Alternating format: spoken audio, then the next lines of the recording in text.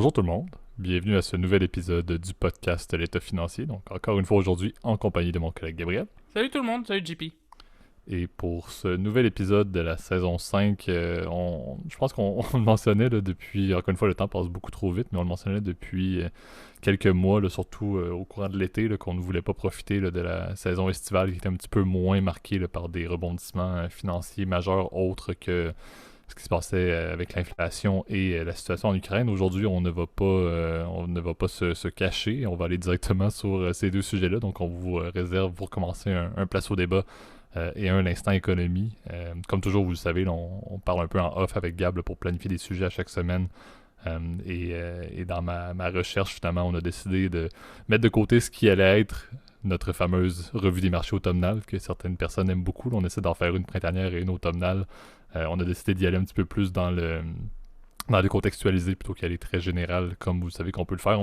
On se la gardera peut-être pour un prochain épisode parce que vous l'avez probablement vu dans les derniers jours au niveau des marchés. Ça bouge beaucoup et je pense que ce n'est pas l'incertitude qui va nous manquer là, dans les prochains mois pour conclure 2022. Notez là, que l'automne est jeune, là, donc on en profitera clairement pour en faire un, mais aujourd'hui, effectivement, un place au débat et l'instant économie, un petit peu plus désaxé à un certain point là, des marchés, mais je vais quand même te laisser la parole, Gab, pour faire le disclaimer classique de début d'épisode. Ouais, oubliez pas évidemment que tout ce qu'on parle dans le podcast, qu'il s'agisse de nos deux segments d'aujourd'hui, il s'agit que notre opinion en fait. Il ne s'agit pas d'une recommandation officielle de placement ou prendre telle ou telle décision. On vous invite toujours déjà à lire, vous en renseigner par vous-même, puis consulter un expert si vous avez moindre question. Quiconque aussi est autorisé à vous émettre les dites recommandations, lui seul ou elle seule sera en mesure de pouvoir déterminer avec vous les meilleures options disponibles en fait pour votre profil d'investisseur. J'en profite en tout cas vraiment pour vous remercier pour vos superbes écoutes sur YouTube. Très satisfait en tout cas des derniers chiffres. Un peu moins satisfait par exemple pour les autres plateformes audio. Est-ce que c'est l'effet rentrée, etc. ou l'effet peut-être congé de la Toussaint pour nos amis de France qui arrivent. Bon, bah, c'est peut-être ça. En tout cas, continuez à nous écouter. Ça nous fait très plaisir de lire en tout cas vos commentaires, puis vos rétroactions. Ça permet aussi de nous améliorer aussi, à vous proposer aussi des sujets peut-être qui font du sens pour vous, qui vous intéressent. Donc, vous savez, nous on a des idées, ça nous arrive à chaque semaine, hein, comme quoi, tu vois, ça arrive tout le temps. Mais si vous en avez, regardez, ça fera plaisir de pouvoir contribuer et puis pouvoir vous aider à continuer votre réflexion peut-être personnelle que vous faites vous-même. Excellent. Donc merci Gab pour ces quelques points. Et on ne va pas, encore une fois, prendre plus de temps et entamer directement le place au débat.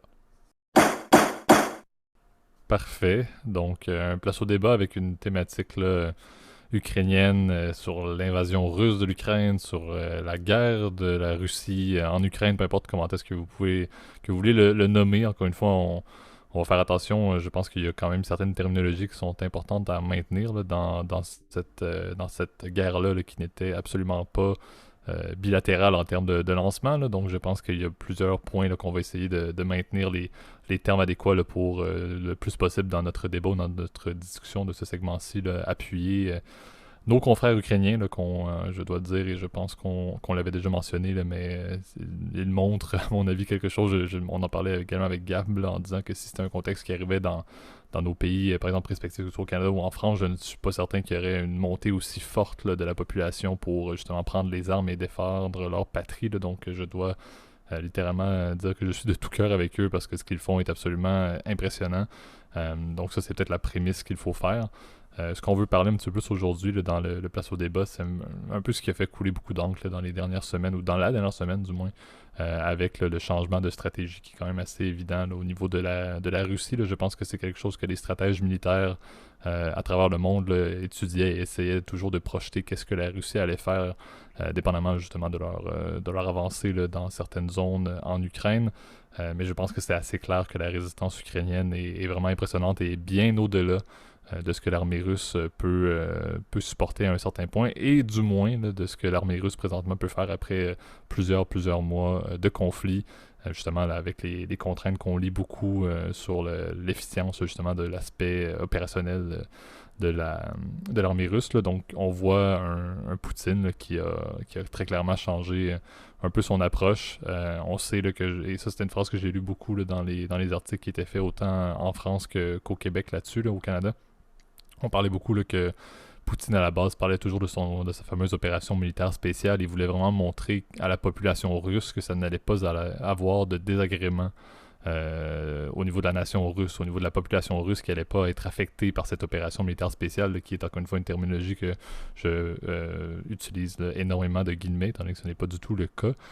Mais finalement, là, avec l'annonce qu'il y allait avoir, je pense, c'est 300 000 réservistes qui sont justement là, des militaires ou de la force nationale, là, presque, là, des personnes qui ne sont pas des militaires nécessairement de profession, mais qui vont prendre les armes dans le conflit. Ça montre quand même là, un changement assez drastique de l'approche.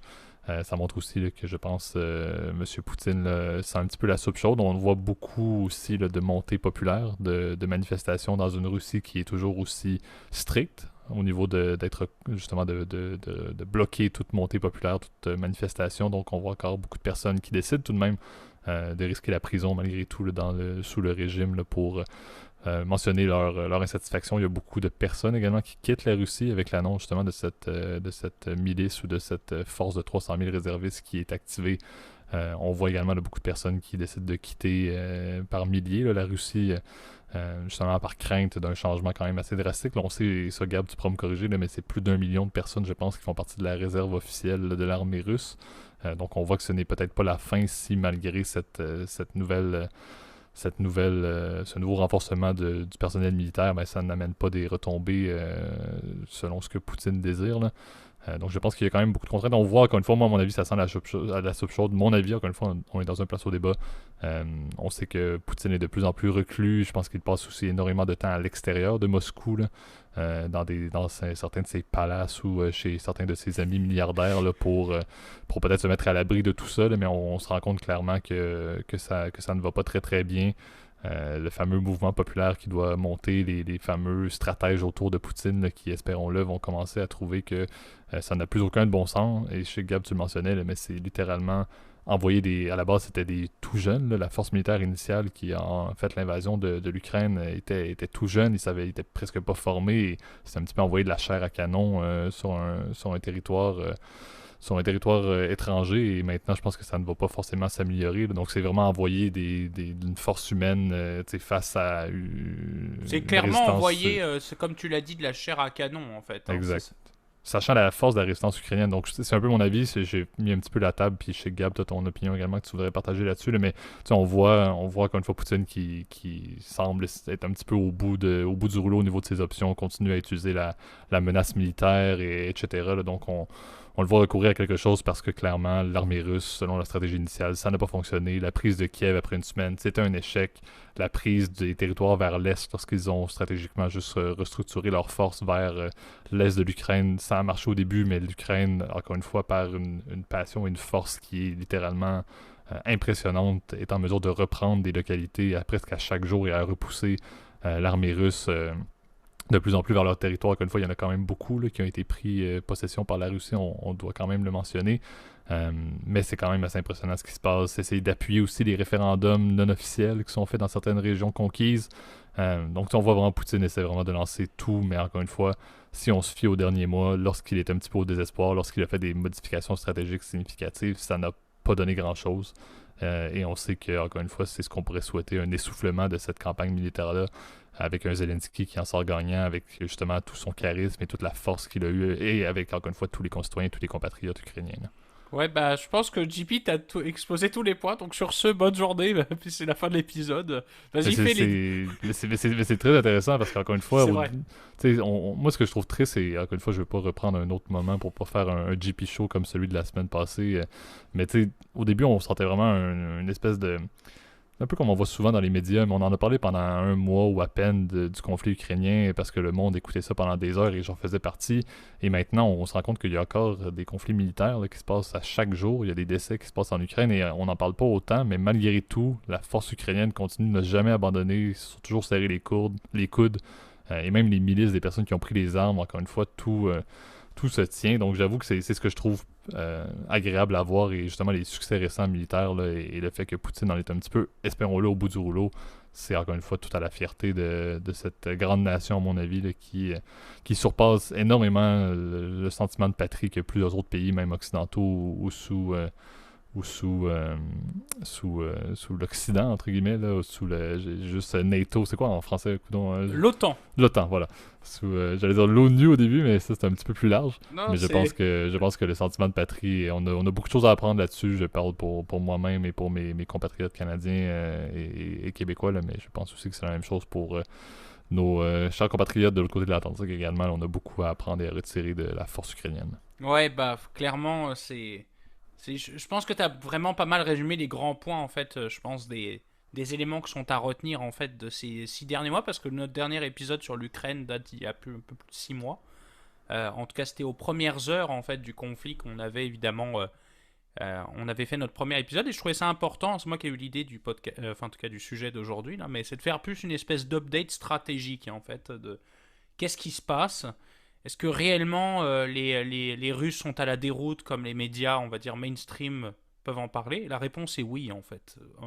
Honnêtement, sur la plupart des fronts, en fait, stratégiquement, la Russie est une très mauvaise posture. Alors certains diront oui, aujourd'hui il y a le renforcement de ces fameuses 300 000 unités. Mais le problème c'est l'approvisionnement en matériel. En fait, il n'y a plus de munitions, il n'y a plus d'armes. La Russie a déjà utilisé la plupart de ces tanks qui sont en bon état ou qui sont en état de combattre. Donc, il faut comprendre que ce qu'ils ont envoyé sur le front, c'était de la crème de l'armée russe, quoi. Donc, pour le coup, qui était vraiment mal équipé, etc., avec des énormes problèmes de ravitaillement. On l'a bien vu, d'ailleurs, dans les premières heures, en fait, de l'opération militaire spéciale, comme ils l'ont appelé, hein. Parce qu'en fait, le problème de ce conflit, c'est qu'il a été prévu en fait que pour 3 jours, Poutine aurait pensé dès le début que il aurait été quasiment accueilli à bras ouverts dans les rues de Kiev. C'est pas le cas. C'est pas le cas. Et réellement, en fait, ça a eu l'effet contraire en fait de l'effet attendu, qui était un espèce de patriotisme pan-soviétique, on va appeler ça comme ça, ou pan-slave, on pourrait l'appeler comme ça, où justement il y aurait une fusion des trois Russies, donc des trois Russes, donc la Russe de Kiev et la Russe moscovite. Et ça n'a pas été le cas en fait. Et puis la Biélorussie aussi, qui est la troisième. Ça n'a pas été le cas du tout. Justement, les Ukrainiens ont été très vaillants. Et puis tu vois, ils ont montré qu'en fait, le truc le plus important en stratégie militaire, en fait, c'est le ravitaillement. C'est les lignes de ravitaillement et c'est la capacité à avancer de manière progressive et tu vois, soutenue, de manière on va dire lente, mais comment dire maîtrisée. Et ça n'a pas été le cas. Littéralement, les lignes de ravitaillement sont complètement catastrophiques. L'équipement en fait militaire, on voit bien que l'équipement militaire russe est inférieur à celui qui est fourni par l'OTAN, notamment les fameux lance-missiles HIMARS qui ont été fournis par les Américains. Et encore, ils n'ont fourni qu'une petite poignée de lance-missiles HIMARS. Donc on voit qu'on n'est qu'au début en fait de l'approvisionnement militaire de l'OTAN. Et c'est l'équipement à des fins défensives, en fait, comme il le prétend, et on voit que d'ailleurs, sur la plupart des fronts, en fait, l'échec est là. Alors, certains diront, bon, alors le premier front, c'est celui de Kharkiv, bon, bah, ça, vous l'avez entendu parler. Évidemment, la Russie a perdu énormément de territoire, ce qui fait que toute l'oblast, donc l'oblast, ce sont les régions, hein, d'ailleurs, pour les auditeurs, hein, l'oblast de Kharkiv a été quasiment complètement libérée, hein, alors que le front s'attendait au niveau d'une rivière qui est un peu plus à l'est de Kharkiv. Et c'est pas, on aurait pensé que les Russes seraient campés leur position sur cette rivière-là. Ça n'a pas été le cas. Les Ukrainiens ont effectivement ralenti leur progression pour essayer en tout cas d'avoir un meilleur ravitaillement et faire en sorte, si tu veux, de reconstruire aussi les infrastructures pour transporter du matériel et des hommes.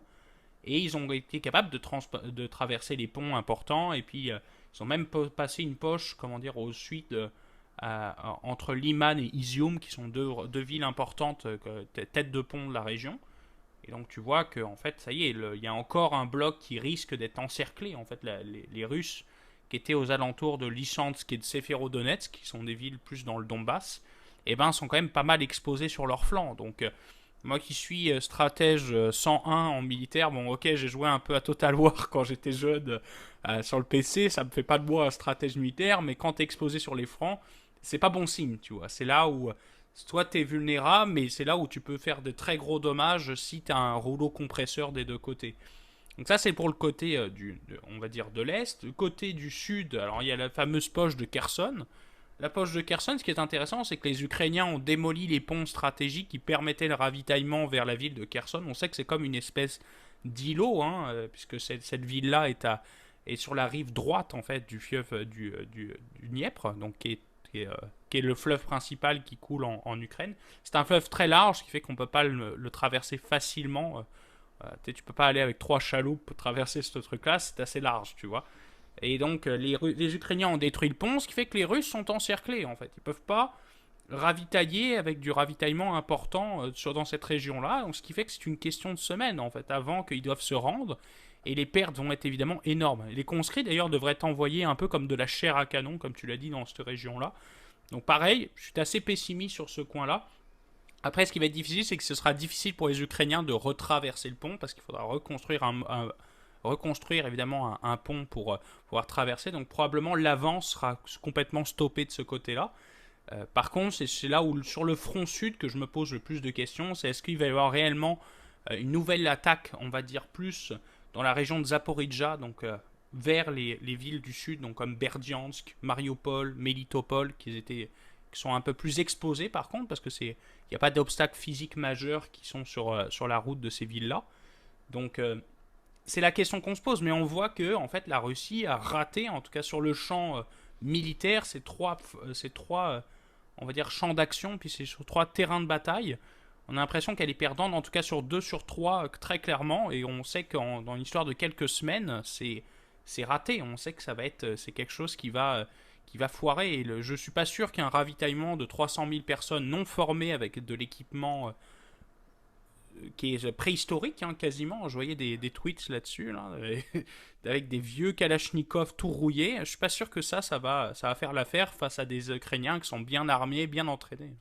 Exact. Puis tu sais, je pense que c'était un point que tu m'avais soulevé d'ailleurs, puis que je partage énormément, c'est qu'il y a une grande distinction entre une invasion et une occupation. Je pense qu'une invasion, quand tu y vas à feu roulant avec la force aérienne, puis en faisant un paquet de tirs de mortier, là, bon, ok, oui, tu peux avancer, tu peux faire des dégâts, et oui, ok, peut-être prendre du territoire, mais tu l'avais très bien soulevé, c'est quelque chose de bien différent de l'occuper, surtout quand la population est résistante. La population, tu le disais, là, dans des personnes qui ne sont même pas des milices ou qui sont même pas liées à l'armée ukrainienne, mais dans une ville qui a été conquise par la Russie, c'est pas des personnes qui ont réellement une volonté d'être soumis à l'occupation russe. Et la majorité du temps, oui, ok, les Russes sont armés dans la ville, mais la population qui est encore là est en surnombre par rapport aux Russes. Et tu l'avais mentionné, il y a des personnes qui, le soir, peuvent décider juste de sortir. Puis il y a aucune manière pour les Russes d'être forcément en sécurité dans une ville occupée qui n'est pas du tout qui n'appuie pas du tout la cause de la Russie. Donc je pense que c'est vraiment quelque chose. Il y avait des statistiques, je ne sais plus exactement la stat en proportion, mais il disait la force de troupes que ça prend pour faire une invasion. Encore une fois, je l'avance et je ne pense pas que c'est ce chiffre-là, mais c'est pour vous donner une idée. Là, ça prend 3 fois plus de personnes pour une occupation qu'une invasion. Donc quand tu commences à envoyer tes premiers rideaux de chars et de personnes armées et de troupes, là, ben, je veux dire, ok, oui, c'est beau, encore une fois, on l'a dit, ils prennent du territoire, mais il faut quasiment que tu augmentes cette capacité de personnes-là. Il faut que justement la logistique suive dans le but d'occuper. Et on parle de ça pendant quelques mois et c'est quelque chose qui s'est produit partout. On peut parler de bien d'autres pays qui ont fait des invasions similaires pour X, Y raison et les États-Unis en font partie avec, par exemple, l'invasion en Afghanistan à l'époque, et c'est la même chose. Ils ont eu énormément de difficultés, ont essayé de s'allier avec le gouvernement dans le but de maintenir les territoires qui avaient été repris aux talibans, par exemple, mais c'est un peu le même concept que ce que la Russie essaie de faire. Lorsque la population locale qui est dans un pays que tu tentes de conquérir ou sur lequel tu fais une invasion n'est pas favorable à votre cause, ben c'est à toute fin pratique extrêmement difficile, sauf avec une capitulation complète, que ça tienne. Donc je pense que c'est un petit peu ça que tu l'as très bien mentionné, Gab, et c'est quelque chose qui est très énormément documenté, que ben, la Russie et Poutine pensaient que ça allait être une marche dans le parc, et au final qu'il allait pouvoir avoir une capitulation complète en prenant Kiev, et c'était terminé. Mais au final, c'est pas du tout ça, et c'est là où le grand malheur là-dedans, c'est ok, oui, il y a beaucoup de succès de l'armée ukrainienne qui surprennent énormément, comme je le mentionnais tout à l'heure, plusieurs stratèges à travers le monde. Le problème, c'est que ça perdure quand même. Le problème, c'est que depuis des mois et des jours, il y a encore une fois des personnes qui continuent de tomber au combat, autant des civils que des militaires. Et c'est ce qui est un petit peu triste. Donc, la stratégie russe ne fonctionne pas. La stratégie russe continue à évoluer et continue à montrer des signes de désespoir un peu, ou en bon anglais de last resort, pour essayer d'y aller le tout pour le tout. Ça ne semble pas fonctionner. On verra encore une fois les nouveaux changements avec les 300 000 troupes, etc., là, les menaces nucléaires, etc. Mais si ça ne fonctionne pas, ça reste quand même que c'est pas quelque chose qui va se terminer dans 2 jours. Et encore une fois, malgré la potentielle victoire des Zelensky et des Ukrainiens, ça reste que le coût, encore une fois, autant en termes de vie et le coût en termes de reconstruction, tu l'as dit, c'est un des points que les Ukrainiens n'ont pas hésité 2 secondes à détruire leurs infrastructures, même si leur volonté de victoire, qui va, espérons-le, je me croise énormément les doigts, va arriver, donc repousser l'invasion russe. Ils sont prêts à tout faire, mais le coût également en termes de reconstruction, de remise en place, de retour également des millions de personnes qui ont été, des familles qui ont quitté, c'est sûr que c'est quelque chose qui va encore une fois prendre plusieurs années. Donc c'est ce qui m'attriste énormément de voir que une décision absolument horrible d'un président d'un pays qui, à mon avis, est un peu dérangé, va littéralement retourner l'Ukraine à des décennies en arrière en espérant justement que l'OTAN, etc., va pouvoir aider, mais on souhaite une résolution qui va arriver, espérons-le, là, d'ici la fin de l'année. On n'espère pas que ça va continuer à perdurer et s'étirer sur plusieurs mois avec encore une fois des décès, des pertes humaines principalement, mais également matérielles qui vont continuer à s'accumuler. Et espérons-le, là, encore une fois, que l'Occident et même le monde entier va continuer à supporter la cause ukrainienne comme c'est le cas présentement, que ça va continuer à être mis de l'avant et que ça ne va pas tomber comme certaines autres invasions similaires, un peu en seconde nouvelle. C'est ce que j'espère, et j'espère qu'encore une fois, pour notre histoire, vous êtes bien au courant et vous suivez ça. Là, on sait que vous restez informés. Là, on espère que le podcast aura apporté également un peu de renouveau là-dessus, parce que je trouve que c'est important d'en reparler. Sinon, encore une fois, il ne faut pas que ça tombe dans l'oubli, loin de là, autant la bravoure des Ukrainiens que le fait qu'il faut absolument qu'il y ait un dénouement qui arrive à un certain point, que ce soit par une conquête, une reprise militaire des Ukrainiens ou juste une entente de sortie, mais il faut que ça cesse à un certain point. Je sais pas, Gab, si tu avais quelques points à ajouter avant qu'on lance le deuxième segment du podcast. Ouais, bah non, je pense qu'en fait, malheureusement, la seule option de sortie en fait qui existe, elle va être terrible pour Poutine, hein. C'est-à-dire qu'il sait qu'aujourd'hui il joue son avenir en fait politique sur ce coup-là, parce qu'il sait que ça a été là pour le moment l'information est cachée, parce que on peut pas vraiment se fier d'ailleurs à ce qui se passe, on va dire, sur le net russe et puis surtout la télévision russe, qui on sait une merde de propagande, hein, tu m'excuseras, mais enfin on le sait tous que évidemment tout ce qui est indiqué il est faux, enfin voilà, donc on peut pas vraiment se fier là-dessus, mais on sait que même il commence à y avoir des voix d'opposition à l'intérieur, tu vois, où des gens ouvertement commencent à remettre en question la stratégie de A à Z. J'ai vu d'ailleurs, par exemple, des images, tu l'avais bien dit, de réactions par rapport à la conscription. On voit que, par exemple, dans la terre de Khabib, justement, donc au Daghestan, on voyait des images de femmes qui disaient ah oui, mais on prend votre fils pour défendre la patrie. Mais non, garçon, enfin, c'est nous qui avons envahi l'Ukraine. Enfin, à un moment donné, il n'y avait pas de problème avant qu'évidemment ils arrivent. Oui, il y avait peut-être quelque chose d'un point de vue diplomatique qui était à gérer, de dire que bon, on veut que l'Ukraine reste une zone neutre, on va dire, qui joigne pas l'OTAN. Ça aurait pu être fait on va dire, par traité interposé, par des gens, par diplomatie soutenue, etc. Comme on a pu le faire par le passé sur d'autres choses. Par exemple, bon, alors là, tu vas me dire, c'est un mauvais exemple, mais le nucléaire iranien, tu vois, il y a quelques années, en fait, avant le mandat Trump, bah, tu vois, c'était un bon exemple, si tu veux, de diplomatie qui a été concluante. Même, on sait, pendant une période, Cuba, le rapprochement USA-Cuba était quand même quelque chose qui avait été souligné comme quelque chose de réussi, si tu veux. Et là, j'ai l'impression que là, on a préféré prendre les armes inutilement et bon, tuer évidemment des millions de personnes, hein, parce que pour le moment, on n'a que des estimés hein, de décès, de blessés, etc. Mais évidemment, c'est un désastre dans les deux camps, hein, d'ailleurs. Et puis là, il faut pas être prêché que dans sa paroisse, mais là, tu vois, pour le coup, c'est vrai qu'il y a des décès, on va dire, énormes dans les deux camps. Il y aura des dégâts qui sont considérables, évidemment, dans les deux camps. Mais à mon avis, je pense que l'avenir va nous le dire. Alors là, on commence à discuter beaucoup plus d'un point de vue nucléaire, etc.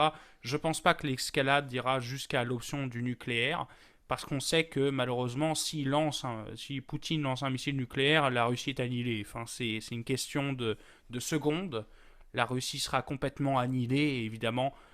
Oui, alors vous allez me dire, oui, mais maintenant ils ont des missiles, peuvent contre-attaquer, ça me paraît compliqué. Quand ton pays est complètement irradié, défoncé, le Kremlin est détruit, ça n'arrivera pas. Donc, à mon avis, c'est plus une arme de dissuasion si jamais il y a quelque chose, si l'existence même de la Russie serait mise en jeu. Mais là, le problème, c'est qu'à l'interne, il commence à y avoir des voix de mécontentement, tu vois, dans un pays qui est une vraie dictature où la moindre voix d'opposition, normalement, peut être punie par de la prison, si tu veux.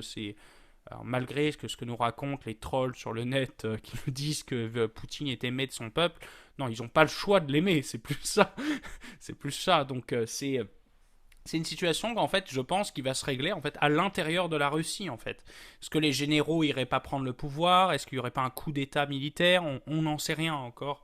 Mais je pense que Vladimir Poutine est vraiment dans un pétrin et il le sait. D'ailleurs, je lisais pas mal d'observateurs relativement neutres. Il sait qu'il est évidemment dans une galère pas possible et que ses jours sont comptés, on va dire, à la tête du Kremlin.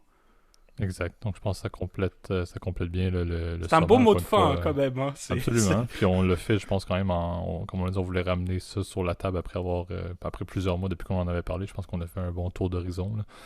Mais comme d'habitude, n'hésitez pas là, sur un sujet, surtout un place au débat, là, n'hésitez pas à aller partager votre vision là-dessus là, dans les commentaires sur YouTube, entre autres, ou encore une fois, si vous voulez le partager en privé sur l'adresse courriel. Passons maintenant au deuxième segment, l'instant économie. Parfait. Donc, sujet pour compléter, encore une fois, on est un peu en mode là, revenir sur notre fameux segment là, où on parle un petit peu des enjeux économiques. Donc, on a parlé, bon, l'Ukraine, là, qui est encore une fois quelque chose qui pèse beaucoup sur l'incertitude économique mondiale. Un autre point qu'on a laissé de côté le plus possible, qu'on effleurait par-ci par-là, mais sans réellement tomber en plein dans le vif du sujet depuis qu'on avait fait l'introduction justement là, sur les grands facteurs des enjeux économiques qu'on connaissait ou de la situation économique avant, je pense que c'est vers la fin du printemps, début de l'été. On veut parler un peu de la gestion de l'inflation. Vous le savez, là, mon amour pour M. Powell était éteint depuis déjà bien des mois. On rappellera que c'était même la fin du Q3, même le milieu du Q3 2021 que je commençais à trouver que ça tenait un peu et comme on pouvait s'en attendre, là, monsieur Fed qui annonçait là, la volonté de faire un soft landing avec le rate hike ou l'augmentation des taux d'intérêt des taux directeurs par la Banque centrale américaine. C'était supposé amener un soft landing, donc une capacité de baisser l'inflation sans pour autant amener l'économie dans une situation de récession ou dans, encore une fois, du moins des taux de croissance, sans parler de récession, mais des taux de croissance qui seraient très bas, sans être nécessairement dans une constance à la baisse. Eh bien, ça a été annoncé, encore une fois, M. Powell est sorti la semaine passée en mentionnant que le soft landing, c'était un scénario maintenant qui pouvait être mis aux poubelles, on pouvait garocher ça par la fenêtre. Il n'avait pas, lui, encore une fois, je mets beaucoup l'axe sur lui, là, ce n'est pas contre monsieur directement, là, mais la Fed plus généralement n'a pas été en mesure, à l'aide du rate hike, là, de calmer l'inflation, encore une fois, sous un soft landing. Présentement, le scénario a changé. Il reste deux scénarios, c'est simple. Un hard landing qui est, on est dans une récession et l'économie en souffre énormément dans un contexte où, donc, oui, l'inflation va être amenée à réduire, mais également le taux de unemployment va être à la hausse en contrepartie, avec encore une fois des impacts de destruction économique quand même assez considérables. Donc les récessions, vous savez c'est quoi. Ça n'est pas très beau et ça prend quand même un moment de se reconstruire. Donc scénario le plus pessimiste qui reste. Et le seul autre scénario techniquement qui est parlé, c'est celui que je voulais qu'on mette l'emphase. Le contexte de growth recession, ou en français c'est récession de croissance, qui est le phénomène par lequel certains vont dire un purgatoire économique, j'aime bien l'idée. Ils vont dire que c'est quelque chose qui est beaucoup plus long qu'une récession, donc le fameux hard landing. Donc ça va perdurer pendant plus longtemps. Ça va être perçu comme étant littéralement les mêmes effets qu'une récession pour le consommateur moyen, en voyant encore une fois le fait que ça va pas nécessairement être plus facile au niveau du coût de la vie. Mais par contre, les taux, la croissance du PIB ne va pas nécessairement en être impacté. Il va y avoir des taux qui vont être très, très, très considérablement plus faibles à chaque trimestre et même à chaque année si jamais ça perdure ce purgatoire-là pendant plus d'une année. Mais ça va être des taux qui vont quand même pas être soit dans le négatif ou pas être dans une décroissance continue. Donc c'est quelque chose, ça va être un petit peu plus du yo-yo, mais dans des taux de croissance d'économie qui vont être beaucoup plus faibles. Ce qui veut donc dire que, oui, l'économie va en souffrir, pas autant que dans un hard landing avec une récession, mais ça peut être quelque chose qui va être étiré sur une bien plus longue période. Et pour nous, encore une fois, qui ne sont pas économistes et qui ne sont pas en mesure, lorsqu'on va au magasin, d'arriver devant le caissier, par exemple, chez Walmart en tant que bon nord-américain et de me rendre compte, ok, oui, l'impact que ça a directement sur l'économie et le fait qu'on est dans un purgatoire, on va peut-être pas le percevoir. Ça va être difficile, les prix vont rester chers. Et encore une fois, la marge, encore une fois, sur le fait que oui, l'inflation va baisser un peu progressivement, mais il va y avoir énormément de pertes d'emplois. Je pense que c'est ce qui va surtout être visible au niveau de la population et c'est un peu la mention de dire qu'un growth recession ou une récession de croissance, ça paraît difficile parce qu'il y a des personnes qui vont perdre leur emploi. Le mode de vie va rester quand même un petit peu contraignant par rapport à ce qu'on a connu, mais économiquement parlant, le PIB va pas nécessairement aussi mal se porter qu'il aurait pu, ce qui est une statistique que pour bien des personnes, ça n'a aucun impact et visuellement, ça n'affecte pas tout un chacun dans le quotidien. Donc, je voulais un petit peu qu'on mette l'emphase là-dessus. Là, et surtout, encore une fois, pour rappeler, la Fed n'a pas bien géré. On pouvait presque y croire là, que le scénario... C'est limite, c'est quand un peu... Avec Powell, tu fais un peu comme quand t'es à la cour de récré que tu tapes un petit enfant que t'as brutalisé avec des coups de pied au sol. Là. Je veux dire, moi, ce qui me frustre, c'est à la limite, ok, oui, c'est difficile à gérer. Peu importe, c'est une fin de pandémie, il y a une situation de guerre en Ukraine, il y a des problèmes de chaîne d'approvisionnement, c'est pas facile. Il faut que je lui donne. Par contre, je pense que la manière dont il publicise l'information, c'est horrible. Le fait qu'il a moussé le soft landing comme si c'était presque un scénario, lorsqu'il a commencé à en parler, c'était presque automatique. Il a été en mesure de gérer ça, baguette magique. Ça allait pas paraître, l'inflation baisse maintenant, tu payes ton essence, il te paye pour mettre de l'essence, puis le taux d'unemployment reste hyper bas. On dirait qu'il vendait ça comme du rêve, puis là maintenant, il a étiré le plus possible. Ah oui, c'est peut-être possible, puis maintenant, il lance ça aux poubelles du jour au lendemain. Les marchés... moi, ce que j'aime pas, c'est qu'il crée tellement d'incertitudes avec ses sorties parce qu'il ne dit pas les vraies affaires. Il va continuer un peu à mousser des scénarios qui, à mon avis, ne sont pas forcément possibles. Et lorsque la page doit tourner, il tourne la page de manière drastique et les marchés réagissent, comme on l'a vu vendredi de la semaine passée, avec une performance qui était... Écoute, je pense que c'est le Dow qui est tombé en bear market, là, uniquement à cause de certains effets liés à la sortie, encore une fois, de la Fed. Donc, c'est ce qui m'embête un peu. Et on l'a dit, si on part en Amérique du Nord, et je sais que la Banque du Canada, c'est absolument rien par rapport à la Fed en termes d'importance au niveau de l'impact sur les marchés. Mais la Banque du Canada prend les décisions actuellement avant la Fed. La Fed fait à peu près la même chose que la Banque du Canada fait. La Fed a un retard en termes de hausse du taux d'intérêt, taux directeur, par rapport à ce que la Banque du Canada fait. Pourquoi est-ce que Powell annonce ça comme si c'était tout nouveau, tout beau? Les Américains le savaient depuis peut-être 2 semaines quand la Banque du Canada a fait l'annonce de hausse, que la hausse allait aussi arriver au niveau de la Fed. Mais lui, il annonce ça comme étant genre tout nouveau, tout beau, vu que la Fed est beaucoup plus écoutée que le gouverneur de la Banque du Canada, et bien là, les marchés en subissent. Moi, ce que j'aime pas, c'est que c'est vraiment un yo-yo. Il en parlerait mieux, il serait plus honnête sur réellement la faisabilité des scénarios depuis le tout début. Là. Ok, oui, il était en retard en octobre 2021, je l'ai déjà mentionné, mais il aurait commencé en disant les vraies affaires, puis en ne passant... Moi, j'y crois même pas. Ce qu'on parle aujourd'hui, là, ce qu'on veut essayer de démystifier, le growth recession, le fait d'être dans un purgatoire, le fait que l'économie va être mise à mal, mais pas autant que dans une récession, puis ça va peut-être durer plus longtemps, là, globalement. J'y crois pas non mais plus. Moi, j'y crois pas, parce que je me fie à ce qu'il a dit sur le soft landing, qui vendait ça comme du rêve, puis là, maintenant, c'est le growth recession qui présente comme étant de nouveaux rêves. Moi, je m'attends à ce qu'on prenne un mur, l'économie perde 15% de PIB, puis moi, j'y crois plus, là. Donc, le problème dans les marchés, vous le savez mieux que nous également, les auditeurs, c'est que les nouvelles ont un impact significatif. La manière dont il présente l'information, c'est presque plus important que l'information qu'il présente. Et je trouve qu'il est tellement mauvais pour présenter ça de manière juste qu'on peut s'attendre encore une fois à avoir des marchés qui sont absolument imprévisibles en conséquence. Et non seulement des marchés, mais aussi une situation économique qui, on n'en parle pas assez, a un impact réellement sur la vie des gens. L'inflation, plusieurs personnes ne savaient même pas c'était quoi le concept avant que ça augmente autant et de réaliser qu'on paye des prix de fou pour aller à l'épicerie puis mettre de l'essence. Et que là maintenant, pour régler ça, il faut que le taux d'inflation baisse et que ça va faire en sorte que des millions d'emplois vont être perdus. Le monde réalise et dit, ça n'a pas de bon sens tout ça parce que, encore une fois, la gestion était certes très complexe et le scénario n'était pas facile, mais ça reste que c'était en retard et on ne va jamais l'avouer. On va continuer à mousser les scénarios qui vont dire ça va être une semi-growth recession qui va nous être présentée lorsque la growth recession ne va pas marcher. À un moment donné, on dit les vraies affaires. On s'en va, à mon avis, dans un contexte où il n'y a plus grand-chose à garder. L'économie ne réagit pas aussi bien. On voit un ralentissement déjà de certains indicateurs, mais une inflation qui reste extrêmement haute. On voit même des pays de l'Occident qui prennent des stratégies complètement opposées. On a vu ce qui s'est passé, on en parlera dans un autre épisode d'ailleurs, mais en Angleterre. Le fait que l'Occident ne se tient même plus au niveau des économies développées, je veux dire, ça montre juste que c'est un peu le désespoir également là-dessus.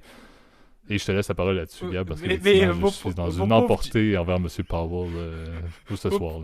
vos pauvres JP, là c'est une grosse soirée, là, quand même. Mais, Était-ce deux places au débat? Bonne question pour ouais, chacun des auditeurs qui se demandent présentement où est l'instant économie, mais certes, non, je mais, pense que c'est important. Mais Growth Recession, concept intéressant, mais encore une fois, potentiellement qu'on en parlera pendant un mois avant qu'on tombe dans une peut-être réelle récession lorsque Powell va décider de dire les vraies choses. non, mais c'est vrai que le scénario du soft landing, d'ailleurs, par landing, hein, c'est pas le prêt, hein, soft, hein, c'est le landing comme un atterrissage, en fait, hein, d'un avion. Donc, est-ce que c'est un atterrissage comme un Airbus ou un Tupolev? C'est plus ça, justement, t'as vu, bon parallèle avec notre partie précédente, en tout cas. Euh, c'est une drôle de situation, hein. Économiquement, c'est difficile de projeter qu'est-ce qui va se passer, même si, bon, alors la Fed, dont tu l'as bien dit, essaye de rassurer, mais malheureusement, c'est un peu trop tard, hein, tu l'as bien dit, hein. Alors, on a cru pendant des mois ah oui, les taux vont remonter, puis le marché va se calmer. En fait, le problème de notre situation actuelle, c'est que tu as non seulement de l'inflation Covid, donc ce que je dirais l'effet quantitative easing qui avait été complètement énorme avec l'argent qui a été imprimé par dizaines de trillions de trillions en français, hein, de dollars là. Donc ce qui est complètement fou, hein. Donc des dizaines de dizaines de milliers de milliards d'euros et de dollars donc au niveau de la Fed, puis la même chose côté canadien. Donc on sait que ça a été évidemment une bulle énorme, hein, d'argent gratuit quasiment. Donc c'est vrai qu'évidemment, quand le crédit est trop gratuit, bah, c'est ça qui cause l'inflation, hein. Ça, c'est clair, c'est un moteur important. Ça a permis de soutenir quand même la croissance et que l'économie n'explose pas pendant le Covid.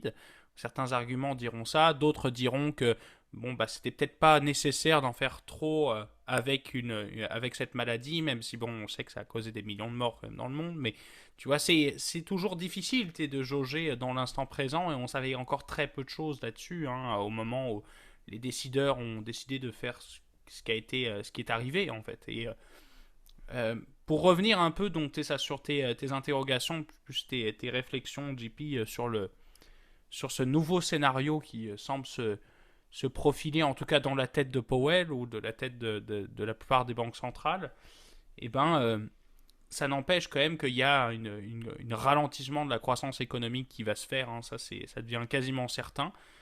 On sait que la croissance en ce moment, elle a été pas mal propulsée par le retour, la réouverture de l'économie post-Covid. Mais là, on atteint un point où, si tu veux, l'inflation fait trop mal.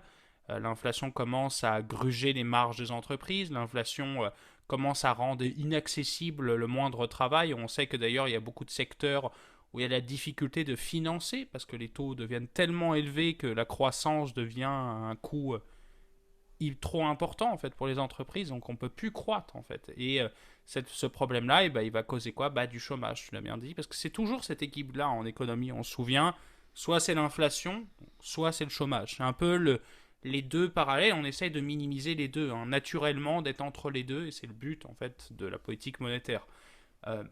Mais c'est pas évident évidemment à régler ce truc-là, alors que l'inflation, c'est là où je reviens un peu sur mon point, tu vois, je me suis un peu égaré, malheureusement, vous m'excuserez. L'inflation, là, elle vient non seulement, c'est ça, du Covid, mais aussi du choc énergétique. Donc, tu as les deux effets combinés, hein, qui rentrent en jeu, tu vois.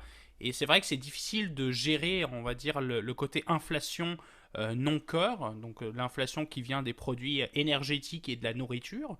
Mais aussi, c'est difficile, du coup, de gérer l'effet cumulatif des deux, tu vois. Et ça fait en sorte qu'on a une situation aujourd'hui qui est assez difficilement tenable et où malheureusement les gens ne croient plus à l'action de la Banque centrale, ils ont perdu confiance en fait. Et ça c'est peut-être un gros problème parce que la Banque centrale justement elle a un côté confiance qui est important, hein, de savoir, on sait d'ailleurs que la mini fiduciaire, donc la fiduciare, ça veut dire la confiance en latin, donc c'est peut-être tu vois, c'est ce genre de truc, tu vois, qui est important, tu vois, quand on parle de système monétaire, le côté confiance est très important. Mais bon, j'ai peut-être pas d'autres points vraiment à rajouter là-dessus. Je pense qu'on a quand même pas mal fait le tour, mais pour dire quand même que c'est une situation quand même qui est un peu inquiétante, où on a de la difficulté à voir. D'ailleurs, on commence à voir d'ailleurs les premières coupures de postes dans l'industrie de la tech, dans l'industrie des services financiers, hein, malheureusement. Tu vois, j'en suis une des premières victimes. On s'apitoiera pas là-dessus, c'est pas grave. Mais c'est compliqué, tu vois. C'est un marché de l'emploi qui commence à devenir de plus en plus compliqué. Oui, il y a une pénurie de main-d'œuvre, mais c'est surtout dans des secteurs, on va dire, peu qualifiés, où il y avait déjà, avant le Covid, des pénuries de main-d'œuvre. Exemple, la restauration, ce genre de trucs. Donc, les emplois peu qualifiés, souvent peu gratifiants, tu vois, mal payés aussi. Donc, c'est pas évident hein, de naviguer, on va dire, dans ces eaux un peu troubles. Et mon avis, quand même, c'est que d'ici 2023, on aura très probablement, et je pense qu'au plus de 70%, une récession soutenue et une hausse majeure du taux de chômage. À mon avis, au-dessus de 6,5%, parce qu'on sait que d'ailleurs, il a commencé à remonter au Canada, hein, puisque je crois que les derniers chiffres, en tout cas du mois d'août, montraient que ce dernier, en fait, avait monté de 0,5% pour s'établir à 5,4% sur l'ensemble du Canada, ce qui est pour le coup assez important. On sait qu'il y a certaines provinces un peu plus bas, d'autres où c'est un peu plus élevé, surtout dans l'Est, mais le facteur est le même et l'observation peut être exactement la même dans la plupart des pays de l'OCDE. Encore plus dans l'Europe où je pense qu'on va traverser une grave crise économique qui va durer plusieurs années, surtout si du côté Ukraine ça se résout pas. Donc on va continuer à suivre, je pense, ces deux événements importants qui pour le coup faisaient du sens à aller regarder ensemble dans un seul podcast, voyez-vous. Donc si jamais d'ailleurs vous avez des commentaires, peut-être des trucs à rajouter, ben, ça nous fera plaisir d'aller le lire et de vous répondre. Exactement. Donc merci Gab à nouveau. Mot de la fin, je pense, pour le segment et ce qui va aussi amener vers la fin du podcast. Là. Donc, je pense, vous l'avez vu, là, ce sont des sujets qui ont énormément de théories, mais qui également là, sont, en fait, il faut le dire, là, de plus en plus à fleur de peau pour n'importe qui, n'importe quelle personne qui est le moindrement intéressée ou initiée au monde de la politique, de la finance et de l'économie. Là, j'en fais partie. Ce sont des sujets là, qui, je dois dire, deviennent un petit peu embêtants. Là. L'inflation, encore une fois, conclut bien le tout. Donc merci Gab pour ta contribution également au niveau des sujets. C'est ce qui conclut, comme je dis, l'épisode. Donc je vais faire le mot de la fin là, pour conclure tout ça. Là, mais vous savez très bien, vous pouvez nous retrouver. Donc Gab l'a mentionné là, sur YouTube, on a quand même une auditoire qui est surprenamment élevée. Là, donc continuez si vous nous écoutez sur YouTube à mettre des likes, mettre des commentaires si vous voulez également partager publiquement là, votre opinion si vous avez des questions. Allez également vous abonner à la chaîne et mettre la cloche si vous voulez la notification plus formelle par YouTube, là, qui est à mon avis une des plus adéquates. Si vous avez d'autres commentaires, d'autres questions, des recommandations de sujet également, vous pouvez utiliser l'adresse courriel que Gab met en commentaire. Et pour, en général, la majeure partie de notre auditoire, et c'est toujours le cas d'ailleurs, qui nous écoute là, sur les plateformes de podcast. Donc, vous savez, vous nous retrouvez sur Spotify, Apple Podcasts, Overcast, Amazon Podcasts, etc. Ce sont toujours des systèmes qui n'ont pas de zone de commentaires, donc allez mettre des étoiles, des likes et abonnez-vous de la différente manière que c'est possible à la chaîne. Ça nous aide énormément pour le référencement. Et sinon, comme toujours, si vous appréciez le podcast, mais ça a toujours été comme ça depuis la fondation, il y a de ça plus de 2 ans, ben, faites du bouche à oreille, partagez-en à vos amis, vos proches, n'importe qui a un intérêt pour nos sujets, ou bien qui peut-être avait des questions, je pense que c'est un point qu'on soulève vraiment, mais si quelqu'un vous pose des questions que vous n'avez peut-être pas de réponse en finance, ben, qu'ils se joignent justement à la communauté du podcast et qu'ils utilisent une des méthodes pour nous rejoindre en mettant leur sujet, ça va nous faire plaisir, si adéquat, là, bien évidemment, de le vulgariser et de l'expliquer dans la mesure du possible. Mais d'ici là, je te souhaite Gab et je souhaite à tout le monde une très belle semaine. Merci, bonne semaine à tous. Salut.